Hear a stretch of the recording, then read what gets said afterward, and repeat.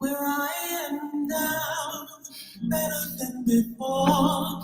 Through those open doors, where I am now, where I am now, I'm in a special place. I tell you all embrace where I am now. It's now time for the most talked about radio show in the whole wide world. That's FYI Radio Show with your host, Miss Yolanda, the Lady Hinton. I'm Ed Everett, the co-host. The music that you hear in the background is none other than Miss Yolanda, the Lady Hinton, where I am now.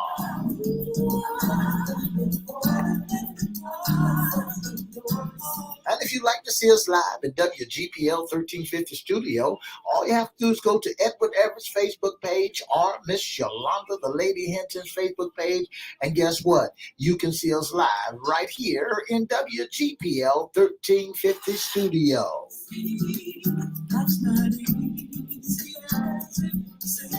And if you want to hear us all over the world or all over the globe, all you have to do is go to www.christianbroadcastingcompany.com, click and listen live, or go to 1400 AM or 1350 AM. Go to church webcast, and guess what?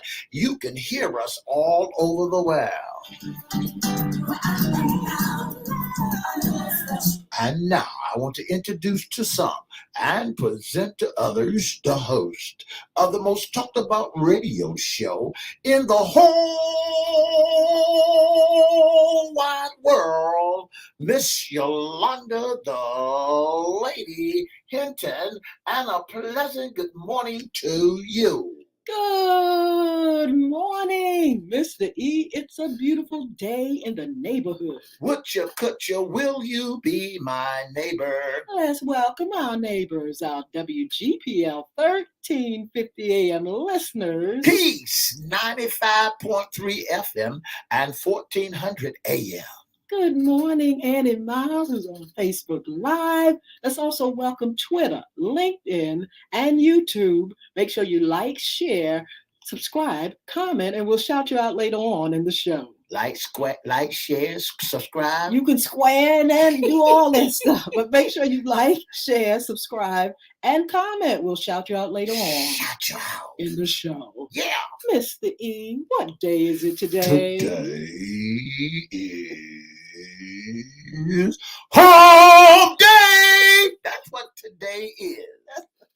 Woo! If you was not woke, you're going to be woke after that. I mean, that was a fabulous hump day, Mr. Hump E. day.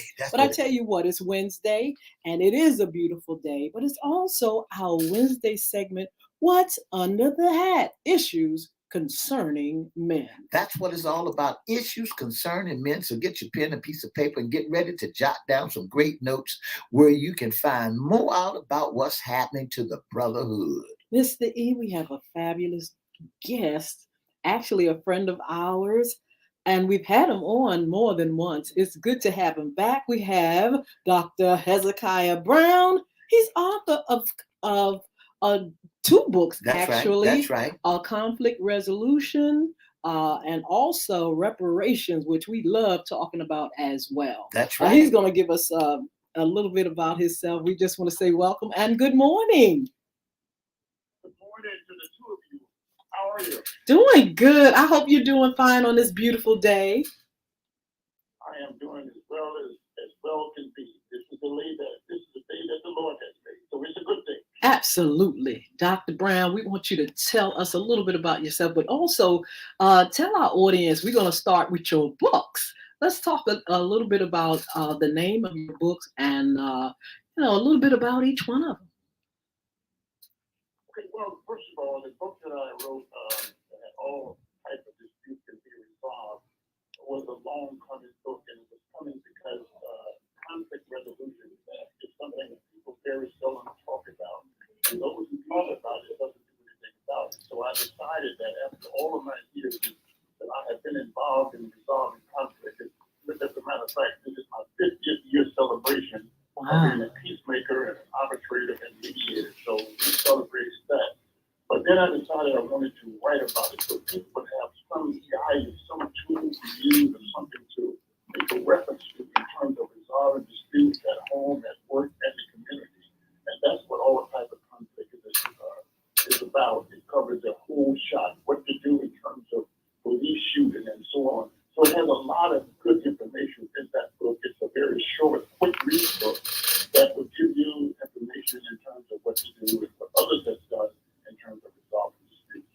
Wow, what a job. Can you imagine? I mean, what is it like to have to be in the middle of? I mean, you are resolving conflicts, and I can imagine sometimes it goes a little bit, it gets heated. Can it get heated in some of the, uh, when you're doing conflict resolutions, especially when it comes to couples? Yes, it can get heated, and you're the person who's supposed to somewhat settle everybody down, so you can't get excited when they get excited. So yes, it is sometimes very turbulent kind of discussions. Been in rooms where parties have almost physically attacked each other, and we Wow. go from being engaged to a referee empire. But those things work themselves out because being a mediator is something I never ever thought that I would do. I never heard of it in my little place that I was born in Alabama. But God is working so many mysterious ways. And after 50 years now, I know that God gave me this talent to resolve disputes. I wanted to play football, I wanted to play baseball, I wanted to do all those things. But God kept saying no. So be careful when you're trying to do things in God. Yes. I got into being a federal mediator, and I did that for over 12 years. And mediate disputes all over the country, including the Virgin Islands and Puerto Rico. And I keep saying, this is not true. I'm going to wake up one of these mornings and have to go to work, Yeah. I'm saying that it is a talent that God gave me, the same as He gave those who play football and basketball, sing, play piano, all those things. God gives every single one of us a special talent.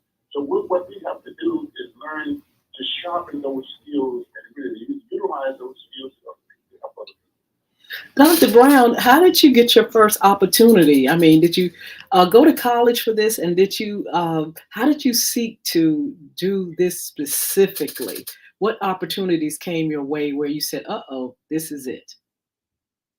Well, it's a long, long story, but I had a very good friend of mine who we became friends, and he joined the Federal Mediation Service way back in 1971, I think it was. And he joined the mediation service, and I was in Kansas City, Missouri, at a conference, and I saw him, and he said to me, why don't you join the Federal Mediation Service? I said, look, man, I don't know anything about mediation. We never used it in my negotiations where I was. So I don't know anything about it. So I don't want to do it. He said, well, let me just send you an application. He sent me an application about a week later, and I said, this guy just can't be serious. So I never filled the application out. He called me again. He said, fool, I sent you an application. I filled out the application. I sent it in. I didn't sign it because I didn't think there was anything I could do. So he had passed my application on to the national director of the Federal Mediation Service. Wow. Why do you send me a guy that don't even sign the application? Then I knew it was time to become serious. And I really became serious and started to reach out for political contact, did the application right. And in 2 weeks, I was in Washington, sir, being trained as a federal mediator. Wow. I want to say good morning, Dr. Hare. I want to say good morning to you. I want to say good morning to you, Dr. Harris, and thank you so much for joining us here on FYI Radio Show. Also want to ask you to speak up into your mic just a little teeny bit. Tell our listening audience, what is conflict mediation? Well, conflict resolution itself, and conflict problem is any kind of dispute that the parties are at odds with each other. Your job as a mediator is to try to reverse those feelings and those thoughts and bring people together to help them resolve conflict. You are not a referee, not an umpire, but a neutral, a professional neutral who are trained to bring people together to resolve disputes. Absolutely. Can you tell us what it's like counseling men in conflict, because this is our Wednesday, What's Under the Hat, Issues Concerning Men. Uh, is it a difference? I mean, counseling men or mediating groups of men, what is it like in that room? Yeah, it is always different. And I have to say this, and I'm going to be real with you, is that when I was working as a veteran mediator and other times, I felt comfortable walking into a room where the majority were female. All right? Mhm. But in that room with the majority men, which you mostly face in collective bargaining, it's mostly a room full of egotistical men. Right? And men are unable to check that ego at the door. They bring that same ego into the collective bargaining room. They sometimes call strife, and sometimes cause all kinds of disputes. Women, when I say that, basically were able to understand, and they want to resolve disputes.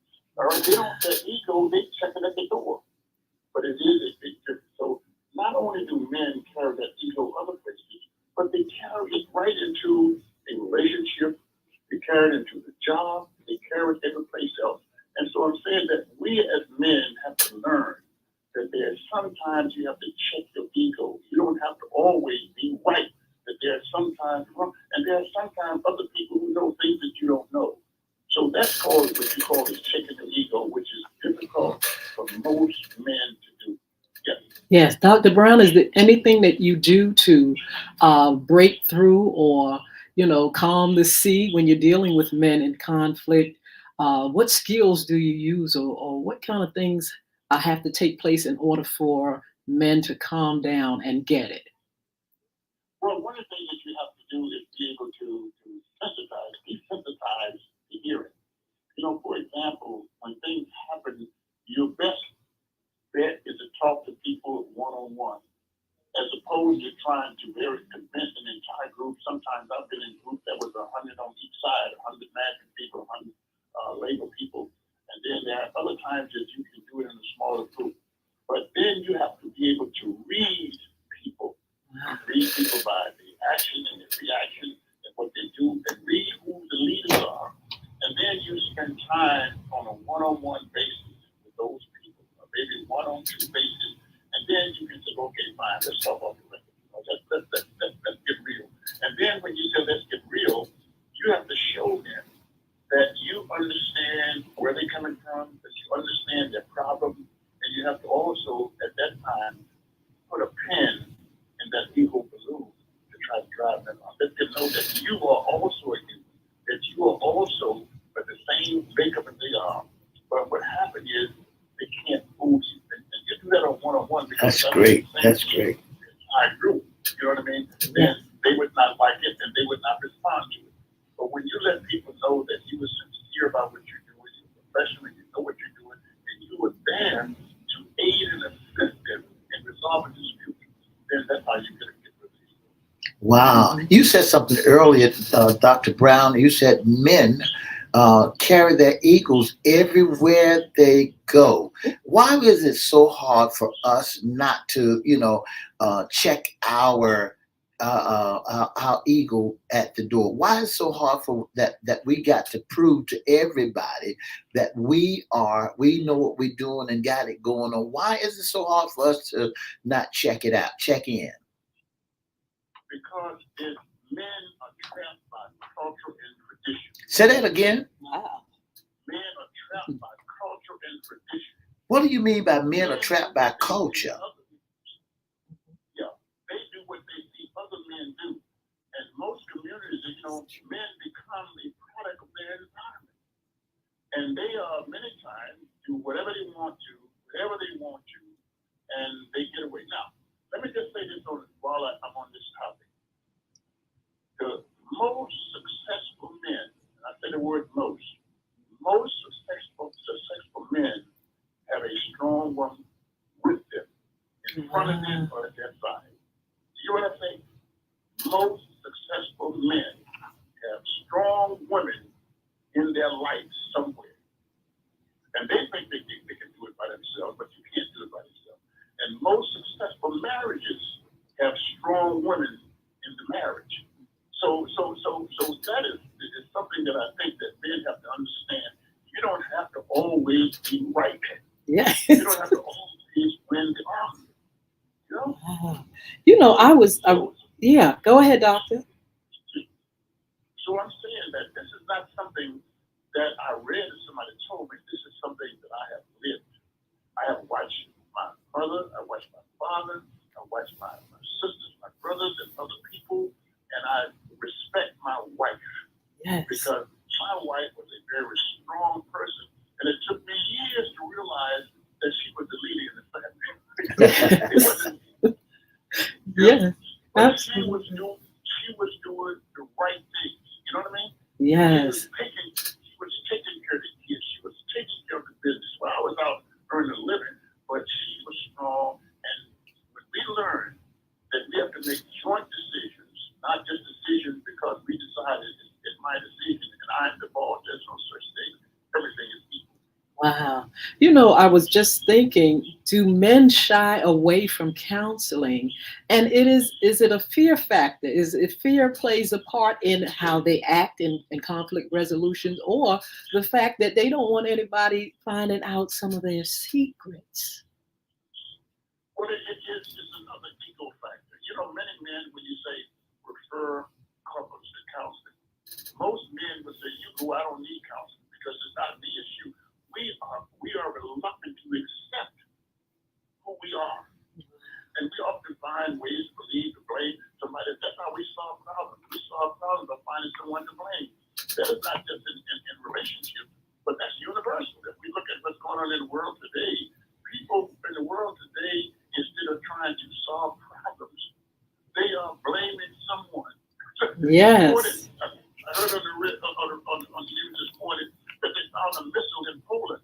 And now they're trying to say, well, it wasn't Russia, it was Russia, or was somebody else. Instead of saying, well, wait a minute, how did this happen? Yes. Absolutely. I saw that too, Dr. Brown. But when we begin to look at men and we always shift the blame, that was back in the days of old when Adam and Eve came around. The man shift the blame to the woman that the Lord had given her. Why is it so hard for, and why is it so that men always have to put the blame on somebody else? Why we just can't stand up and be held accountable for the wrong or what we done? It goes back to culture and tradition. Men do what they see other men do. Men do what they see their fathers do. Men do what they see happen in the community.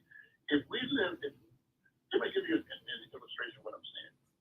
If we live in a community and the people we see that dress all the time, have nice cars and all that, and they could be the biggest drug dealer in the world. Yeah. But kids grow up, they want to be like the drug dealer, which we are trapped now. That's a culture. If we grow up in a culture where we see that men don't help the wives in the house, then we think we're not supposed to do it. If we grow up seeing men who don't help take care of the kids, who don't go to PTA meetings, who don't be involved with the kids, that's what those kids learn. So we are trapped by that tradition. And what we have to do is find women who are smart enough to let us grow out of that tradition.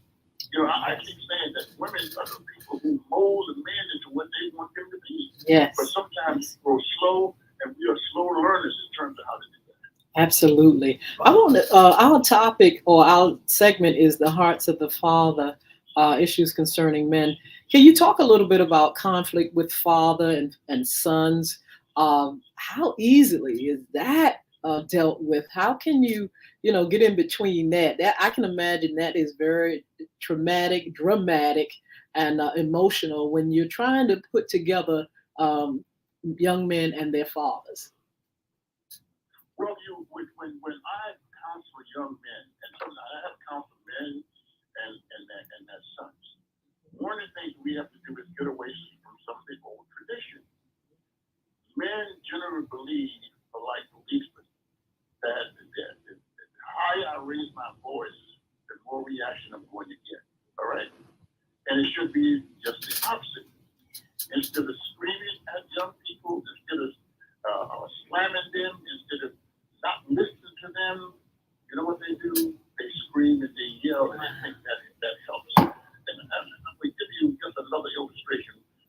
talk about conflict resolution. If a kid get into a fight in school, right, with another kid, Yes. what does the school do?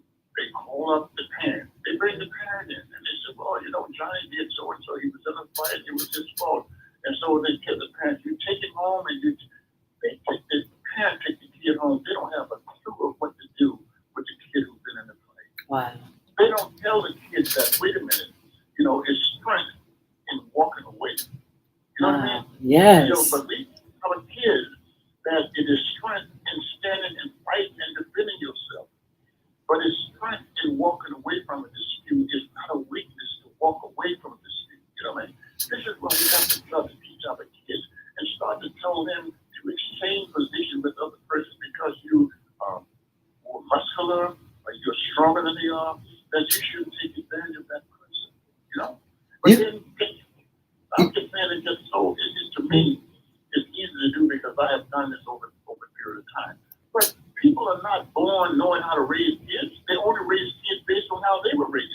So we have to break that culture, that tradition, in terms of saying that's the woman's job to raise the children. It is everybody's job to raise the children. Do you believe that when fathers and sons come together, but both of them had testosterone levels are so high that they have not checked their self in to be able to be open to dialogue with each other? Do you think that the son is trying to get his point across and daddy is trying to get his point across because he's the daddy and he's want his son to be the son? Do you think that they supposed to, how would you handle that? Well, here's the real issue itself. You know what I mean? I said earlier that kids become a product of their environment. All right? And when we're proud of their environment, they essentially do what they see their father doing, do what they see their uncle doing. So you can't tell them, like I'm going to say this like many times I say preachers and others say, don't do as I do as I say do. You cannot teach kids to don't do as I do as I say do. We need to be able to look into all African Americans' families and see role models in the family who are treating their children nice, who are treating their wife like they're human beings, who are working together, doing things in the community to help bring people together. That's what the kids have to see. If they see you doing that, then you can talk to them. As a matter of fact, you're not going to have any problem. But the first thing we have to do is learn to bring that level down because you can't solve anything with screaming. And then, as a father, you have to learn to listen and not do selective listening. All right? You have to be able to sit with your young man conversation. Now, when you have the conversation, you don't do it in the house around the table where other people can hear. You do it on a one-on-one basis. You know what I mean? You go out to lunch, you go out to dinner, and you go out and you talk about what issues are. And neither side can raise their voice. You have to sign up on that. So we have a problem, and we're going to solve the problem before we leave. But the young people have to have input into the problem-solving process. Yes. That is very, very important. Tell us about conflict resolution during the time of the pandemic. Did you see more disputes? Did people, start feeling, a certain type of way wherein, you saw more conflict than ever during that time? Yes, during the pandemic, people really got to know each other. Because sometimes you live with people, you work with people, and you think you know them. But when you have to spend 2, 3, 4, and 5 weeks inside the house with them, you get to really know them. Yes. I think that this pandemic, in some areas, it really helped people because we live in a fast society. Mothers working, fathers working, kids going to school, kids got jobs. They don't even see each other. They see each other in passing. Yes. But they had to really get to know each other during this pandemic.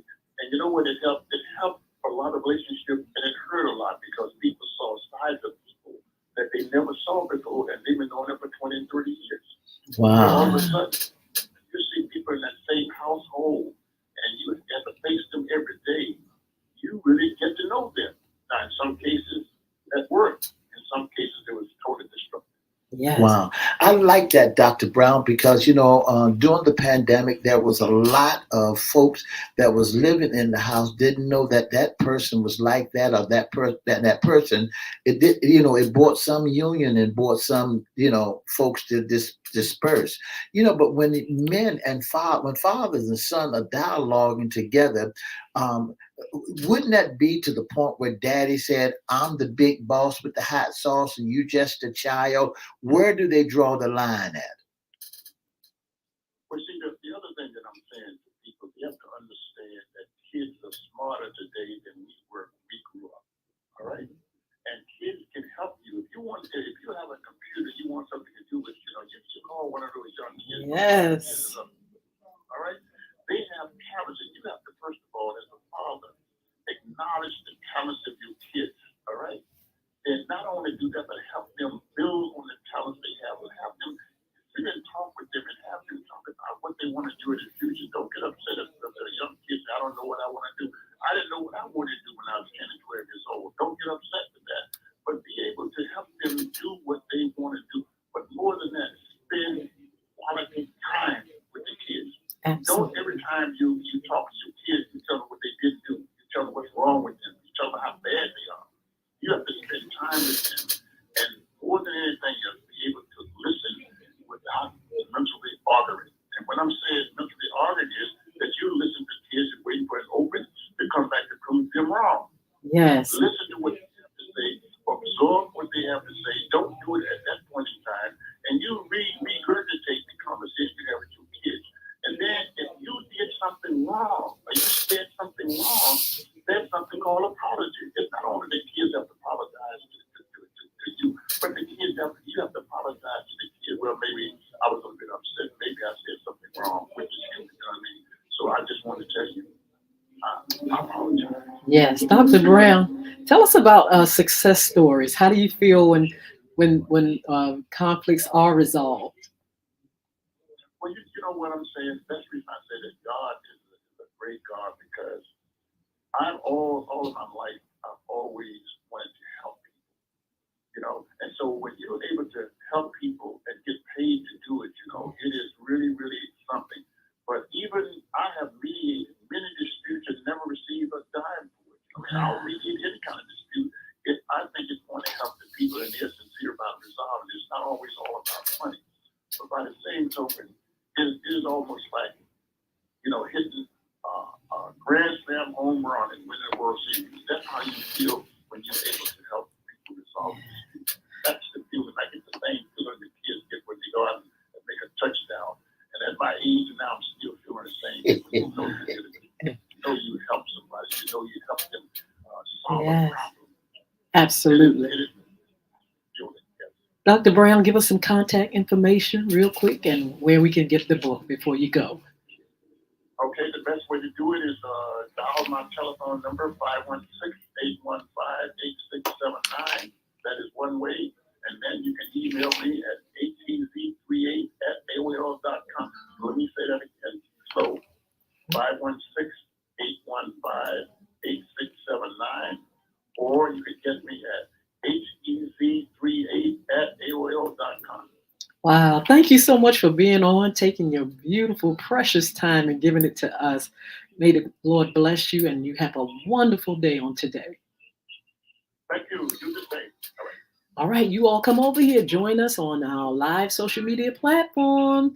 You that are listening, be blessed. We'll see you back here on Fun Friday.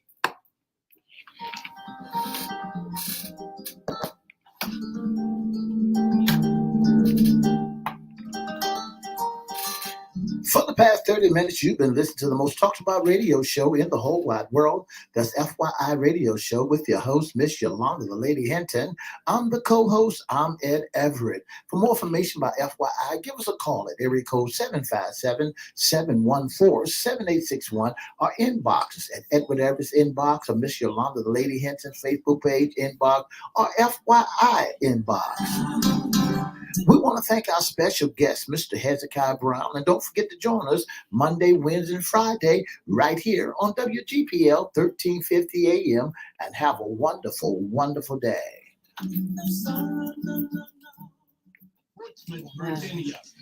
Yes, we want to thank our special guest. Dr. Brown is something else. Can you imagine Mr. E trying to solve folks' problem? But the thing about it, I can imagine it takes skill. It takes knowing how to, deal with each That's right. That's side. right. And not only that, not take sides. That's right. Miss Hinton, and he said something that was so key because everybody looks at the position that they're in. Mhm. Sometimes you got to drop the position in order for you to have an open conversation because you still want the level of respect because you mommy and I'm daddy, and because you mommy and daddy, and that's the child. So now the child has to open up and try to open up without disrespecting mommy and daddy. And daddy has to understand that the child is not just a child, but he's a human that's down on the inside that has some things that going on in his little ticker just as well. Once a child get of age, and nobody ever gave us the age that we should be able to dialogue with our children, or where we can stop treating them like little children, but to the point where we can understand them and they can understand us, so that we can diffuse some of the stuff that that's going on with us, that we can keep up a level communication with the sons and our daughters. One thing about it, a lot of times, and not all the time, but parents don't want to listen. They will push, the idea that a child has in their head. They reject it sometimes, and it causes a child to get frustrated. I can imagine, as grown up children, young adults or adult children trying to communicate with parents that are closed down to listening. Can you imagine when you're trying to talk to someone, whether it's a parent or not, and they don't want to listen, they don't want to hear your perspective, and it just causes more and more conflict. It's conflicts that are not resolved. And so a lot of times you may need a mediator, you may need counseling, because that's the only way that you'll be able to hear clear the other person's perspective and thoughts. So it's very important sometimes. And I know that African American people shy away from it sometimes, but sometimes counseling may be good in order to really resolve issues and in order to really hear what that other person is saying. He said something that men are mimicking after other folks. That I believe we other have, men. yeah, Yes. we have what we call a culture shock, and it's a true thing that men sometimes watches other men and how they operate. Yes. Because he said something that was so clear. If a man walking down the street or doing something with a suit and tie on, and you could think that he's a successful businessman, and then you said, I want to be just like him, and come find out that he can be rotten as all outdoors. So we are watching how other folks operate in their homes, how they operate. Other men operate in somebody else's home, instead of establishing ways to operate in your own home, your style, your own style, instead of picking up what works for John Doe may not work for me. And Absolutely. So I have to learn how to establish. And I like that when he said that we are culture folks. We are mimicking folks. We are mocking folks. We want to raise our house like somebody else raised their house. Just like early in the years, there was a person said, when we retire, I'm gonna have 2 children, a fenced-in yard, and that's life. That's when I retire. They done gone away from the 2 children, and they done gone away from the fenced-in yard, and because they find out that that's for them and not for them. Yeah.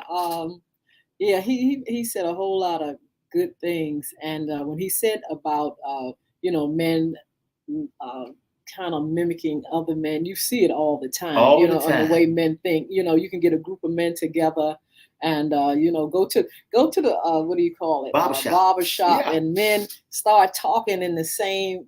They just kind of like their ideas begin to blend, which is nothing wrong with that, because sometimes they're talking about a lot of good things, but then that influence, that bad influence, can be a thing too. We have a group in a particular city which have gang members. I think it's 500 or 600 strong in one gang and 300 strong in another gang. And so, can you imagine all of them with the same mindset, thinking the same way, and being able to pull in to do, the harm and all that kind of stuff? That's how they so easily can become gang members, because they are mimicking the foolery. They don't have anything else to mimic. The dad may not be in the home, or they just at that age of rebelliousness, but they get together, and they are like-minded. They just begin to act and think and look and do what each other do. That's why they have the colors and all that stuff. They just begin to just breed,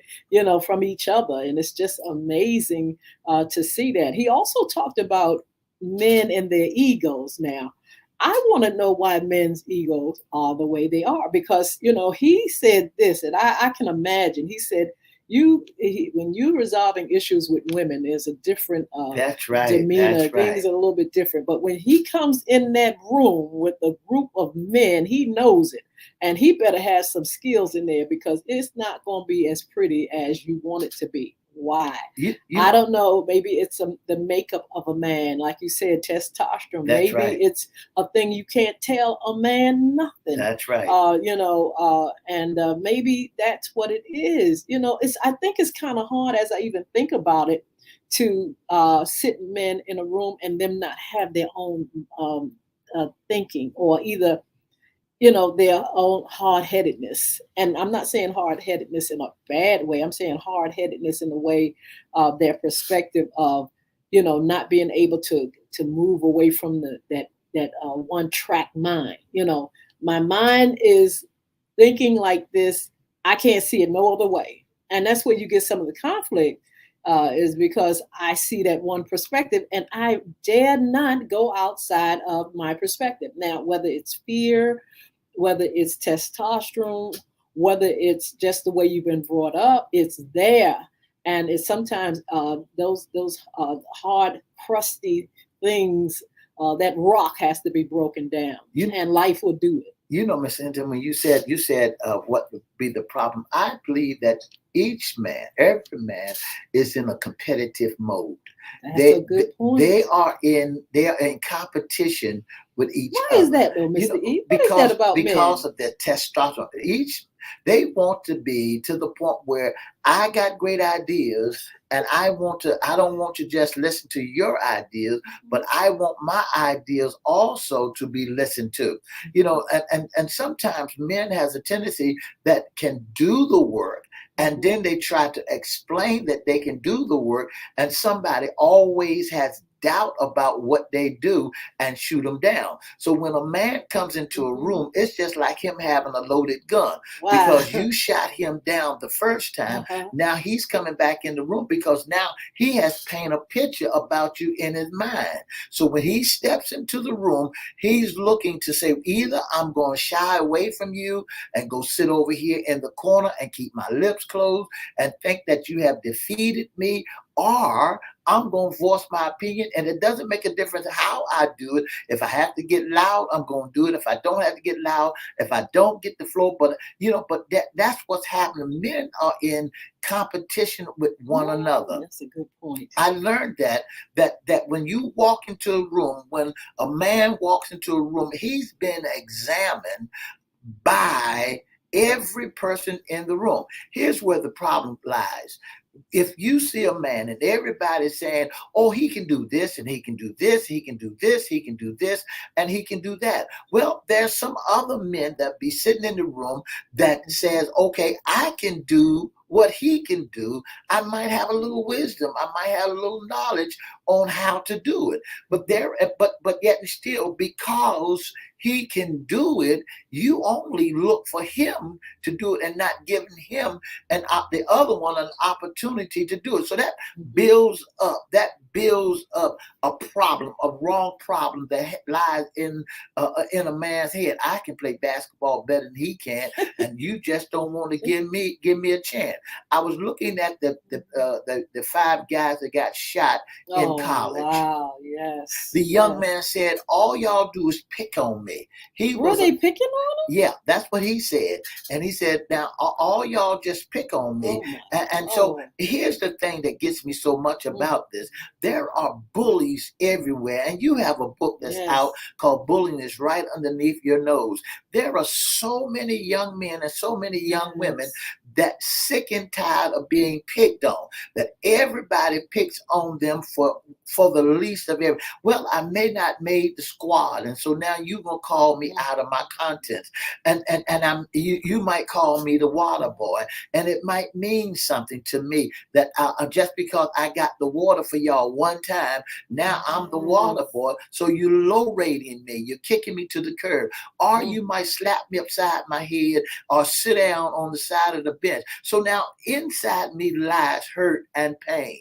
And all you could do is find fault in me. So that I believe that when that guy got to the point he couldn't stand no more because of the harassment, because he wants somebody to know that I'm somebody just as well as you are. You know, it's really something to look at the picture of bullying. I do have a book, everybody. Bullying is Right Underneath Your Nose. It's in English, it's in Spanish, it's in Audible. And it makes sense too. Audible will be available in a couple of weeks online as well. But this is the thing. You could have a person who bullies, say a young man bullies another young man. You have the bully, you have the victim. But then you always have those people standing by. That's the key. Go, Miss that are the bystanders, and they play a role in it. Now, let me tell you something. Bystanders can get in deep trouble by sitting back and being a part of the bullying, by sanctioning the bully. That's it. And so that's what you're seeing. You're seeing people not only going after bullies, but any extension to the bully, anybody that sat back and laughed or cackled or said something in defense of the bully. People are coming after those people too. You have to make sure you are not condoning the foolishness or being a part of it. Kids, in school, you see it all the time where you have the bully, but you have the folks, That's right. Get her.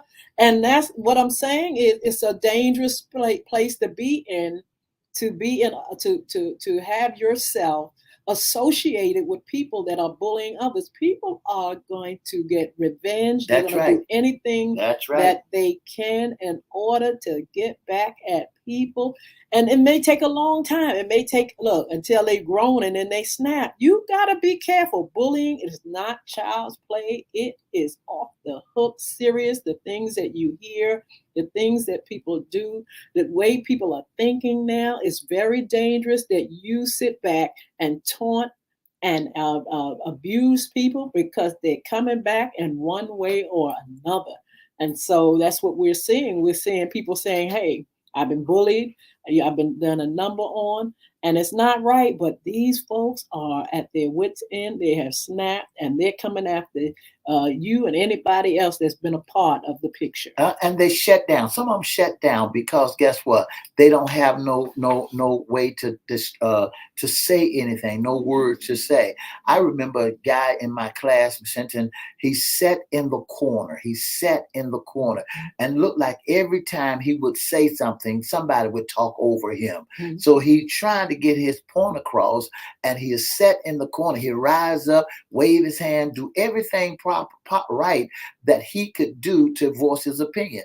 But looked like when he did get a final opportunity to say something about it, they laughed at him, and that hurt his feelings. Mm-hmm. And when they hurt his feelings, he went home, came back with a big old machete, said he's gonna cut everything down that was in the way. So he said, because y'all did not, give me the opportunity to voice my opinion. You Yes. laughed at me, you called me names, you looked at my garments, my clothes, and you said things about me that you should never say. So we have to be very careful because, like you said, it's Yeah. the people that coaching that that's behind in the background, that's egging things on, that's Absolutely. laughing and don't Absolutely. know exactly how it makes that other person feel. So everybody looking at him like he's a joke. Yeah, when you sit back and degrade, and there are people that will just openly degrade a person. They'll openly just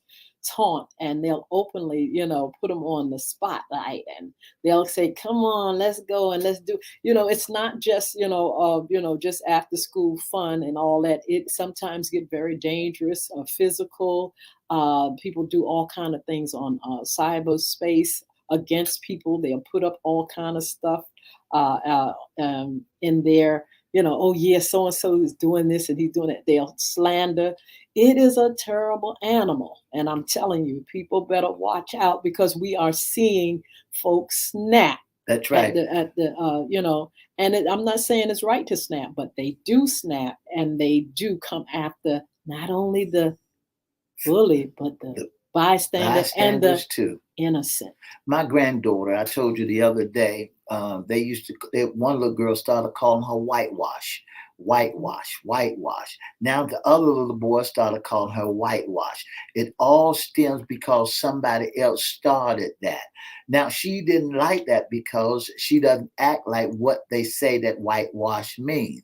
So her and the little girl was on the city on this bus, and the little girl and all the little boys, they took a little telephone and throw it around the room and say whitewash, whitewash, And so she got to the point where she couldn't stand it any longer, and she said, "I don't want to go to school." Mm-hmm. She got to the point where said, "I don't want to go to school." So here, what had to be done was we had to find the resolution to it. We had to find the problem.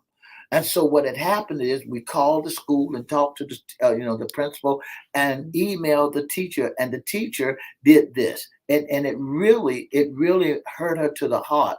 The teacher said, "Now I got a text message from a parent, and the parent said that that somebody is around here calling a child whitewash." Well, the only person in that classroom was being called whitewash was my grandchild. And everybody turned around and looked at her. She said she could have crawled underneath the desk because the teacher didn't handle it properly. Yes, so we're seeing it in schools and all over. Again, the book "Bullying is Right Underneath Your Nose" is online. You can go to my page and you can get it off iTunes, Amazon. It's going to be an Audible in a couple of weeks. You'll see it. But please, you need the book to just understand what a bully is, what a bystander does, and what a victim feels like when they're being bullied. Um, I wanted to, Mr. E, make sure that I let everyone know about Crystal Community Development's program on this evening. If you all are interested in your daughter, your niece, your cousin, a young lady being in the program, I'm going to be in Chesapeake, Virginia this evening, 6 o'clock p.m. to talk to parents, guardians, about the program Young Women Achieving Success. It's going to be 1765 South Military Highway in Chesapeake, Virginia, again at 6 p.m. You can come out. You can find out about this wonderful program, which started in 2006 and is still going on. And we've had a lot of young ladies come in and graduate and just benefit from a wonderful team of ladies who believe in them and are just somebody that's going to stand by and mentor them. We have Yolanda Tillett, who is one of the facilitators, along with myself and Miss Kimberly Hurdle. And I believe Miss Pam Stiers will be there as well. And we're going to talk to parents. Please bring your young ladies out. It's a free program.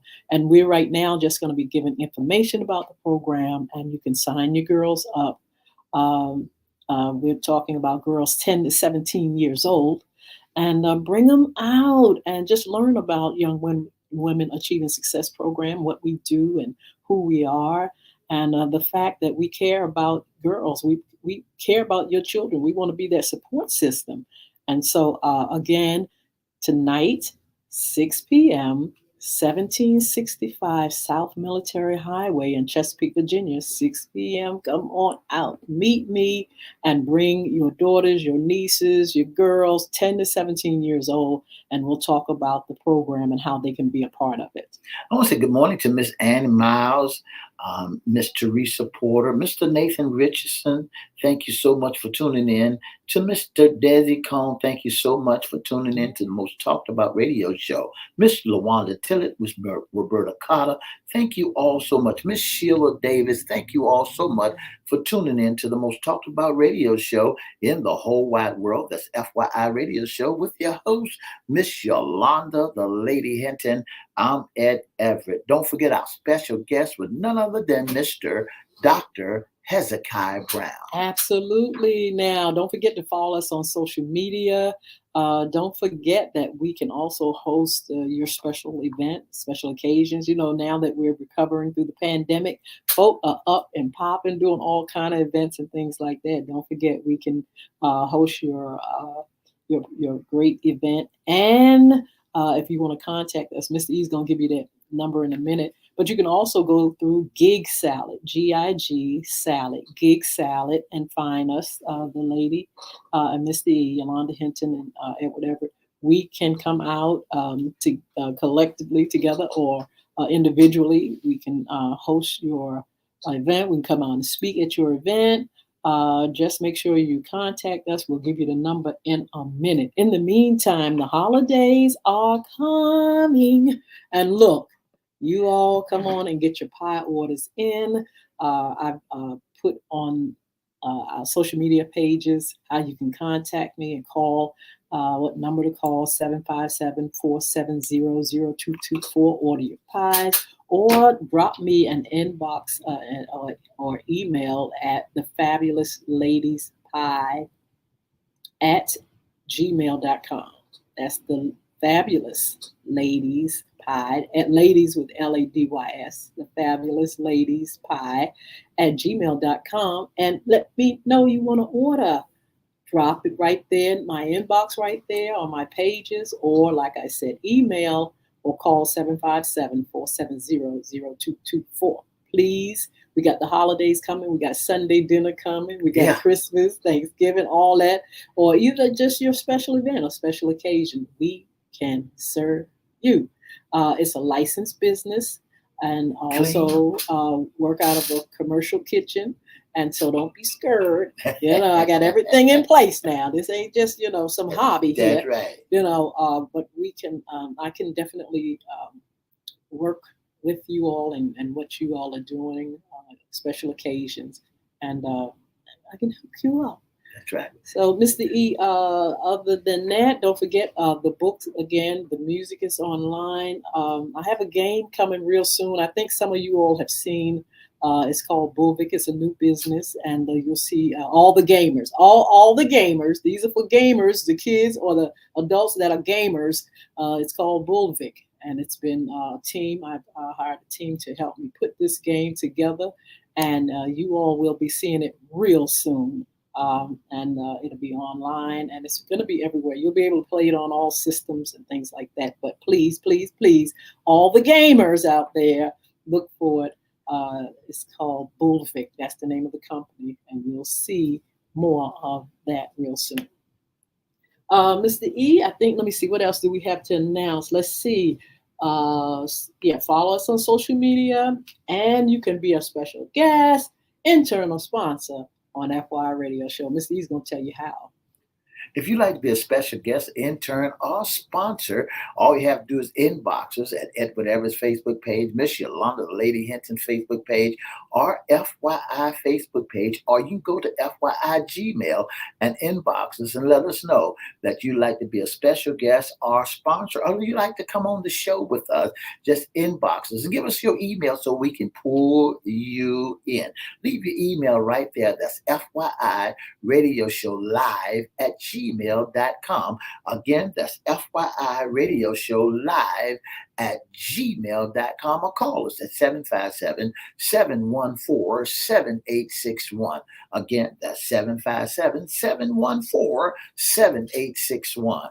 Yeah, so we're going to be back here on Friday. If you want us to serve some of your tea, we're going to be doing serving that tea on Friday. But we'll also have a special guest, Miss Jakina Denise, talking about women's issues and some of the things that she's gone through as a woman, health and wellness and things like that. But please join us back here.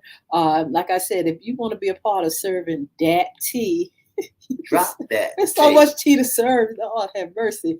But I tell you what, there's room for anybody that's interested in working with us. We have a young lady, Miss Clara Huff. She works with us. And but this is what we want to do. We want to kind of like make sure we can get our Friday serving that tea in. And so we may extend it possibly. I'm going to talk to Mr. E and see if we can extend it maybe to our Mondays at sometimes Mr. E on Mondays to continue serving that tea. It's so much tea. And then right. Mr. E, when by time Friday comes, it's just a build up of all the things that are going on. So we look forward to just kind of expanding that segment, and we look forward to Fun Friday, and we look forward to celebrating 7 years with FYI Radio Congratulations. Show. Mr. E, also tell them quickly about the new station, FM station. That's right. In the next 3 or 4 days, we said it one time before, and because of due to the weather that we have an opportunity, we've been having a hard time trying to get this station up. WMVA is on its way. Yes. Let me say that again. WMVA is on its way. That's 88.9. That service Maryland, Delaware, yes. Henrico County. That's in Richmond, Saluda, Deltaville, Middlesex County. 757. Get ready for the new WMVA 88.9 FM. How exciting. I'm telling you, we're already worldwide through social media platforms and the World Wide Web, but to have real radio live, it's a marvelous thing. So we thank you all for bearing with us and being patient as we build those FM stations and as we continue to just climb up the ladder of broadcasting throughout the world. Make sure you like, share, comment, and subscribe our channels. And make sure you tune in on Friday. We'll see you then, and we'll be having a great time serving that tea. Mr. E gonna tell you how to be a special guest sponsor intern with FYI before we go. Just want to let you know our special guest is coming up here, Miss Jakata Denise, along with Mr. Judge Joe Jordan, along with Mr. James Everette will be our special guest on Sports Talk. You don't want to miss what is about to happen. Don't forget to get your pies, because Thanksgiving is right around the corner. And guess what? You need to dress your table with the latest pie. That's right. If you don't want to cook no sweet potato pie or more dessert, give her a call at 757-427-0224. 0224. 0224. 757-470-0224. And order your pie today. I want to thank you so very, very much for tuning in to the Most Talked About Radio Show. And if you'd like to be a special guest or sponsor, give us a call at 757-714-7861.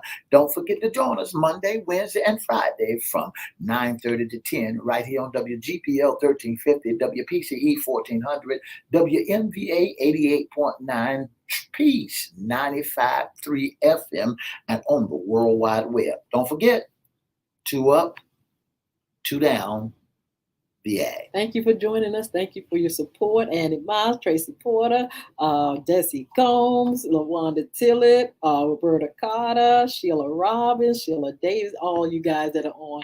God bless you. See you back here on